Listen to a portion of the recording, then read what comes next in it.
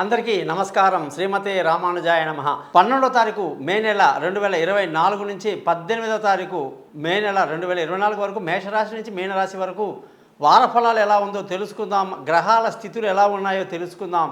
ముఖ్యంగా ఈ వారంగానే చూసుకుంటే గురువు వృషభ రాశిలో సంచరిస్తూ, చంద్రుడు మిథునం, కర్కాటకం, సింహం ఈ 3 రాశిలో సంచరిస్తున్నాడు. కేతు కన్యా రాశిలో, శని కుంభరాశిలో, రాహు కుజ గ్రహాలు మీనరాశిలో, అలాగే సూర్యుడు, బుధుడు, శుక్రుడు 3 గ్రహాలు కూడా మేషరాశిలో సంచరిస్తున్నాయి.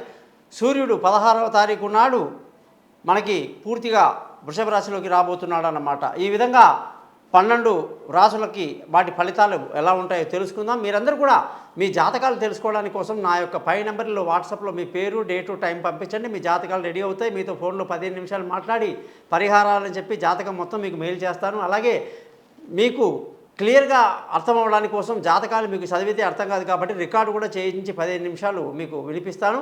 వీటికన్నిటి కూడా చిన్న గురుదక్షిణ ఉంటుంది, అది మీరు పేస్ట్ చేస్తే సరిపోతుంది. అలాగే ఎవరికైతే డేట్ ఆఫ్ బర్త్ లేదో వాళ్ళు ముఖం కనిపించే ఒక ఫోటో, చేతులు ఎడమ చేతి రేఖలు ఆడవాళ్ళు, మగవాళ్ళు కుడి చేతి రేఖలు పంపిస్తే సరిపోతుంది.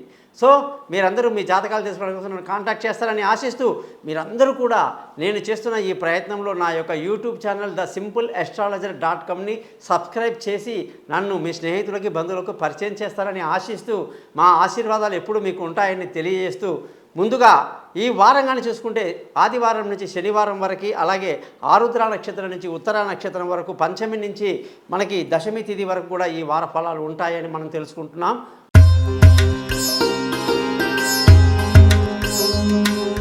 వృశ్చిక రాశి వాళ్ళకి ఈ వారం అంతా చూసుకుంటే 12వ తారీఖు మే నుంచి 18 మే వరకు కుజగ్రహం యొక్క మార్పు ఈ వారంలో మీనరాశిలో ఉండడం వల్ల ఈ వారం అంతా సంతోషంగా, ఆనందంగా గడుపుతారు. శుభకార్యాల్లో పాల్గొంటారు. విందులు, వినోదాల్లో మంచి కాలక్షేపం చేస్తారు. మానసిక స్థితి బాగా కలిగి ఉండి ఈ వారం అంతా సంతోషంగా గడుపుతారు. రావాల్సిన డబ్బు సకాలంలో చేతికి మీకు అందుతుంది. కుటుంబంలో సంతోషం ఉంటుంది. పిల్లల చదువులు బాగుంటాయి. బంధువుల, స్నేహితుల సహాయ సహకారాలు పెద్దగా లభించినప్పటికీ మానసిక ధైర్యాన్ని బాగా కలిగి ఉంటారు. విలువైన వస్తువులు, భూములు, ఇల్లు, వాహనాలు కొనడానికి ఎంతో అనుకూలమైన వాతావరణం ఈ వారమంతా కనిపిస్తూ ఉంది. తల్లి ఆశీస్సులు బాగున్నాయి. సంతానం విషయంలో పిల్లల యొక్క చదువు, వాళ్ళ యొక్క విదేశీయానాలు, అలాగే దూర ప్రయాణాలు చాలా బాగా కలిసి వస్తాయి. తెలివైన నిర్ణయాలతో ఈ వారం దూసుకు వెళ్తారు. ఆరోగ్యపరమైన విషయాల్లో మీరు ఈ వారమంతా జాగ్రత్తలు తీసుకుంటూ ఉండాలి. భార్య భర్తల మధ్య చిన్న చిన్న గొడవలు, చికాకులు ఉండే అవకాశాలు ఉన్నప్పటికీ ఈ వారం అంతా సంతోషంగా, ఆనందంగానే గడుపుతారని చెప్పాలి. పార్ట్నర్షిప్లో వ్యాపారాలు దెబ్బతింటాయి. పెళ్లి చూపులకు కానీ పెళ్లికి సంబంధించినటువంటి విషయాలకి ఇంకా కొంత సమయం తీసుకుంటే మంచిది. ముఖ్యంగా అదృష్టం ఈ వారం వృశ్చిక రాశి వాళ్ళకి చాలా బాగుంది. మంచి అదృష్టవంతులు. తండ్రి సహకారంతో అన్ని పనులు పూర్తి చేస్తారు. ధర్మ మార్గాన్ని పాటిస్తారు.